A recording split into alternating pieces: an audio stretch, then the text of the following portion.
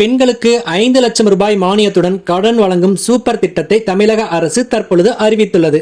இந்த திட்டத்திற்கு யார் யாரெல்லாம் விண்ணப்பிக்கலாம், எவ்வாறு விண்ணப்பிக்க வேண்டும், விண்ணப்பிக்க என்னென்ன ஆவணங்கள் தேவை போன்ற விவரங்களை அறிந்து கொள்ள நம்ம சேனலை சப்ஸ்கிரைப் செய்துவிட்டு இந்த வீடியோவை முழுமையா பாருங்க. விவசாய கூலிகளாக இருக்கும் ஏழை எளிய பெண்கள் சொந்த நிலம் வாங்க வேண்டும் என்ற கனவை நனவாக்க தமிழ்நாடு அரசு நன்னிலம் மகளிர் நில உடைமை திட்டம் என்ற ஒரு சிறப்பான திட்டத்தை செயல்படுத்தி வருகிறது.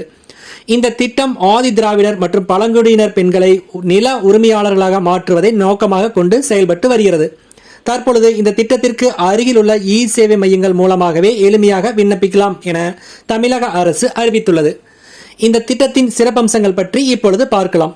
தாட்கோ நிறுவனம் வெளியிட்டுள்ள அறிவிப்பின்படி CMARISE மற்றும் PMAJY மற்றும் நன்னிலம் மகளிர் நில உடைமை திட்டம் போன்ற திட்டங்களுக்கு தகுதியான விண்ணப்பதாரர்கள் அருகில் உள்ள இ சேவை மையங்கள் வழியாகவே விண்ணப்பிக்கலாம் என அரசு தெரிவித்துள்ளது.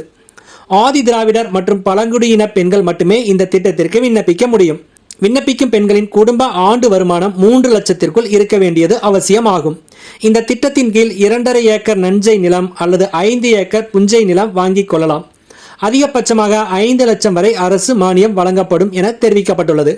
18 வயது முதல் 55 வயதுக்கு உட்பட்ட பெண்கள் இந்த திட்டத்திற்கு விண்ணப்பிக்கலாம் என அரசு தெரிவித்துள்ளது. இந்த நிலத்தை 20 ஆண்டுகளுக்கு விற்கவோ அல்லது மாற்றவோ முடியாது என்பது முக்கியம் ஆகும்.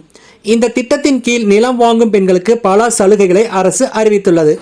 நிலத்தை பதிவு செய்வதற்கான முத்திரைத்தாள் கட்டணத்தில் இருந்து முழுமையான விலக்கு அளிக்கப்பட்டுள்ளது. மேலும் மின் இணைப்பு, ஆழ்துணை கிணறு மற்றும் பம்ப் செட் அமைப்பதற்கான அரசு மானியமும் வழங்குகிறது. விண்ணப்பிப்பதில் இருந்து சிரமங்களை குறைக்கும் வகையில் தாட்கோ நிறுவனம் இந்த புதிய வசதியை ஏற்படுத்தியுள்ளது. எனவே தகுதியான பெண்கள் இந்த வாய்ப்பை பயன்படுத்தி கொண்டு தங்கள் பகுதியில் உள்ள இ சேவை மையங்களுக்கு சென்று விண்ணப்பிக்கலாம் என அரசு தெரிவித்துள்ளது. எனவே தேவைப்படும் அனைவரும் இந்த திட்டத்தை பயன்படுத்தி பயன்பெறுமாறு கேட்டுக்கொள்கிறோம். நன்றி.